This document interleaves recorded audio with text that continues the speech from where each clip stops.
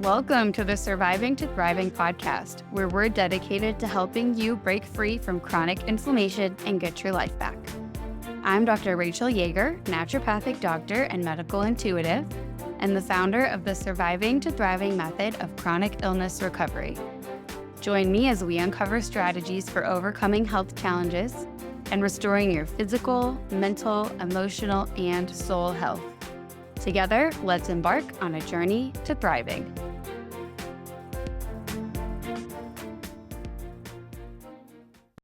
Hello. So today we're tackling a fascinating and sometimes controversial topic of homeopathic medicine. And for that matter, what a homeopathic doctor is.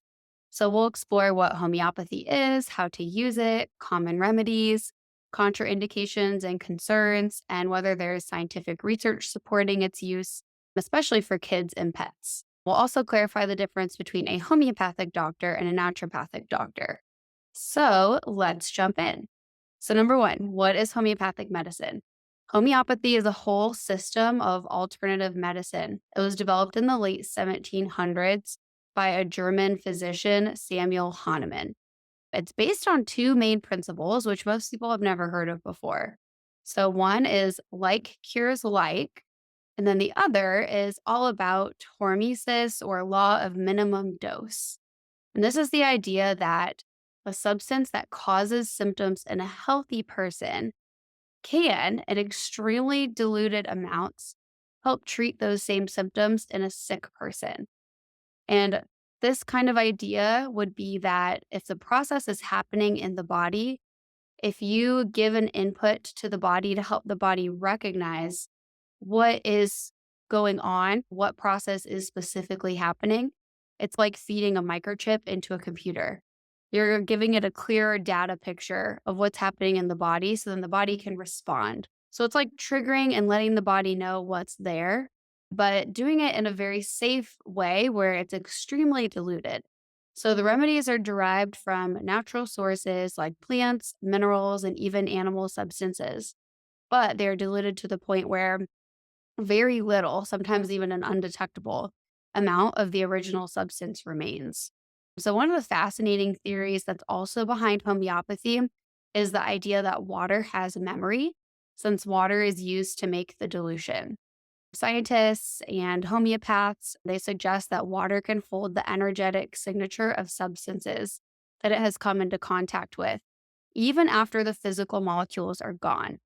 And as crazy as this sounds, there's actually some really cool research out there where scientists have put DNA into the water, extracted the DNA, the physical DNA, and the signature of the DNA is actually still perceptible in the water. There's another experiment that's been done where two vials or glasses of water were sat next to each other, and one had DNA information put into it.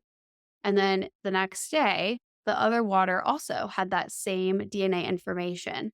So somehow it was conveyed, that signature was able to be held by the water and shared by the water. And so for that reason, it's often spoken that water has intelligence and that water is capable of transmitting healing information to the body, which is why homeopathic remedies are believed to work even at extreme dilutions. It's not the substance itself that's causing anything, it's the extreme dilution, the water itself, holding the energetic signature of the substance. So, critics argue that homeopathy's extreme dilutions make it unlikely that any active ingredient remains. But the believers and supporters of homeopathy believe that its energetic properties help stimulate the body's natural healing mechanisms. Even though there's a lot of controversy about homeopathy in the US, it's used worldwide, especially in Europe, India, and Latin America. How to dose homeopathic remedies. Dosing for homeopathy is way different from conventional medicine. So instead of taking a large amount of a substance, homeopathic remedies are actually given in really tiny, highly diluted doses.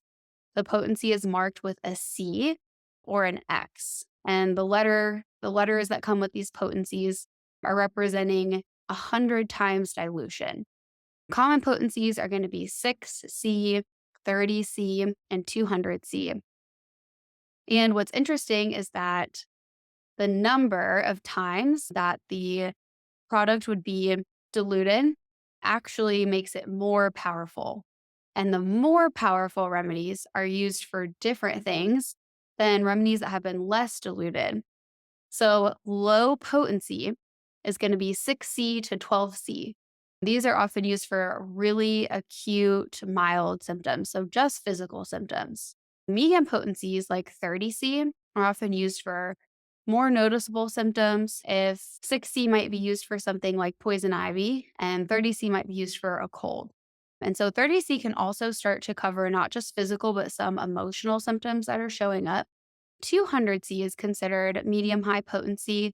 That's for really intense long term chronic conditions, or it's for treating something on a more emotional level. And then beyond there, there's potencies like 1F for 1 million and beyond. Those are typically not going to be something that you'd find at an over the counter store. And the dosing in terms of the amount really, depends more on how the person is presenting. The frequency depends on the intensity of the symptoms. But with homeopathy, it's not the same as another medication where, or even just another supplement where it might matter a lot how often you dose it or exactly how much you're doing, like how many drops of it. It's more just that the energetic imprint is being received, period. For frequency of dosing, it's pretty arbitrary, but acute conditions, there's often a lot more frequent dosing so the body can keep getting that repeat signature over and over again. Chronic conditions, usually less often. There's less frequent dosing. And it's important to let the body respond to the remedy and not overuse it. So if symptoms improve, it's generally recommended to stop taking the remedy and only repeat if symptoms return. So some really common homeopathic remedies that are very widely used. Number one would probably be arnica. Arnica is sold in creams. It's great for bruises, injuries, muscle soreness. Chamomile is often used for teething babies and irritability. Nux vomica is often used for hangovers, nausea, any digestive issues. Belladonna is used for pounding headaches, high fevers, and pretty extreme red hot inflammation. And then rust tox is one that's used for joint pain, arthritis. It's kind of rheumatic picture, stiffness, sometimes skin rashes. So for some of these, if you were to take them at the full dose of the substance, like if someone were to take pure herbal arnica montana, non-homeopathic, but instead more of a traditional kind of herbal dose, this would be a pretty toxic substance and it might cause muscle soreness. So arnica is given homeopathically to treat muscle soreness because the body understands and recognizes what that substance causes. And so it reacts to that because it's addressing what the substance was giving input wise. Then the soreness that was already there gets taken care of when the body is trying to do its arnica response. So, in terms of contraindications and concerns with homeopathy, it's generally considered safe due to its high dilution, but there are some important considerations for using it. It's definitely not a substitute for emergency medicine. So, serious conditions, infections, life threatening situations, those always need to be treated with more emergent care. There's something called an aggravation. It's a term in the homeopathic community. Some people who take homeopathy might experience a temporary worsening of symptoms before improvement. This is known as a healing crisis. There's not typically considered to be interactions with conventional medicine, but there are things that can nullify or make homeopathic medicines less effective. It's generally considered that mint and coffee actually clear the energetic signature. So these can be used on purpose as tools to clear homeopathy that's done its job and it's time to clear it, or maybe it's causing an aggravation that's too much. Someone doesn't want to deal with it. But a lot of times people are advised to not brush their teeth right before or after if they're using mint toothpaste and space homeopathy away from coffee. Quality definitely matters. Always using remedies from reputable sources is definitely advised. And most homeopathic remedies come in pellet form. So it's confusing. We're used to taking the actual thing. So a lot of people think that the little white pellet is the medicine, but actually that's just a little lactose base that's had the liquid homeopathy dropped onto it. So oftentimes when homeopathy is taken, you don't want to touch the pellet You drop it into the cap and then it's popped in the mouth so that no one is touching their fingers directly to it and wiping off the medicine as you're transferring it to your mouth. So, because that lactose base, people with severe dairy allergies should definitely look for alternative formulations. There are brands that make lactose free pellets. There are brands that just do the liquid drops. They don't drop it on a pellet, it's just staying in its original liquid form. The Full Script site, which is like a vetted Amazon for professional grade supplements, I have it linked on my storefront. So, if anyone wants access to it, you're always welcome. They have a couple different brands that are vetted for homeopathy on there. So let's talk about the scientific research behind homeopathy. I would say one of the biggest debates surrounding homeopathy is whether it has scientific backing. So, a lot of conventional studies suggest that homeopathic remedies are just placebo, but a lot of those conventional studies would have been studying homeopathy with a very algorithmic A equals B approach. So, someone has a UTI, they take this antibiotic, did it clear the UTI or not? That's not what we're looking for with homeopathy. Homeopathy is looking at a whole person and you choose a constitutional remedy that fits something that's showing up in that person. Or, for example, 5 people with a headache might need different remedies because different substances would have caused different types of headaches. So, different remedies would be given for different headaches. So, we can't just say everyone with a headache take this remedy. But if we look at research done by actual trained homeopathic practitioners who are choosing the appropriate remedy for the person, we can do more limited controls. It's harder to do a double blinded control study that way, but there are ways that they've gotten around that. And they have people who are having symptoms each see a homeopathic doctor and get their appropriate remedy and then evaluate whether their health has improved and compare that to a placebo effect. So, those studies do indicate that homeopathy would be having effects and that it would be benefiting health or helping improve symptoms. So it's definitely a controversial area in the US. Again, it's much more widely accepted in other areas of the world. And research, it does indicate that these ultra diluted substances can have biological effects. I definitely was really skeptical about homeopathy. I was someone who went into naturopathic school and was definitely convinced that homeopathy didn't work. And one day I woke up with a really crazy nerve pain in my elbow from sleeping really weird.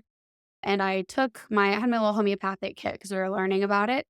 And so I took a remedy for pain, which is the hypericum remedy for nerve pain. And then I actually forgot that I'd taken it. So I was just busy. I was going to school. And then about halfway through my morning lectures, I was realizing that this nerve pain, which when I get it, it usually lasts all day because I've injured that area. So it takes a bit for the inflammation to wear off. I noticed that my pain was gone. And so later that week, I got the pain back. I took the remedy again and it instantly went away. So that definitely changed my perspective of it. And then having worked on some shifts with children and hearing stories of how people have administered this to their pets, whenever it's used on children and pets, we're bypassing the placebo effect because they have no awareness of what's going on.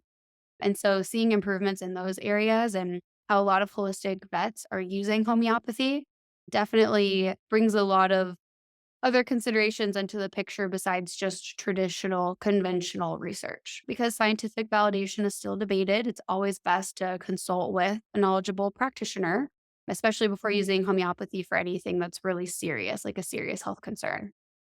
There are a couple other subtypes or kind of spin-offs of homeopathic medicine that I just want to mention. There are drainage homeopathy remedies, which help with detox. So, some examples of those would be can have a really profound effect in helping clear symptoms that have been going on for years. Pacana is another brand. There's quite a few. And these are used in biotherapeutic drainage protocols to help the body eliminate toxins and support detox pathways. So our body is always detoxing. Our body detox on its own. It's transforming and eliminating metabolic waste that our cells are creating all day long and anything else that the immune system wants to clear out. That's all detox is. These drainage remedies can actually aid the liver, the kidneys, other drainage organs and doing their job a little bit better. So these remedies work by stimulating the emunctories. These are our organs of elimination. So actually our lymphatic system, intestines, skin, and even our lungs are working to eliminate things, not just our liver and our kidneys, clearing out metabolic waste and toxins efficiently. They were developed in Europe. They're complex homeopathic formulas and they're numbered. Each remedy has a different number, and each numbered formula targets different organ systems, which makes them customizable for different specific detox needs. But each number is made from low potency homeopathic remedies combined with plant extracts combined with trace minerals. So it's this melting mixed pot of these different more energetic influences that are helping the body do its job with detoxing. So they primarily encourage drainage and organ detox. Pekana is a German homeopathic phytotherapy, so plant therapy company. It also creates drainage and detox remedies. Pekana is interesting, and so is Byron White because they're considered to be spagyric medicine. So this is an alchemical preparation, so alchemy. So these remedies are intended to help clear toxins while also restoring cellular and organ function. And they're often used in chronic conditions or environmental toxicity and just systemic body detox. And so the spagyric remedies are really interesting because they're a combination of different types of preparations of different materials. So, spagyric medicine, it's a specialized form that combines the word herbalism, or it combines the concepts of herbalism, homeopathy, and alchemy all together. And the word spagyric comes from the Greek words to separate and to recombine, which is the really unique preparation process behind spagyric medicine.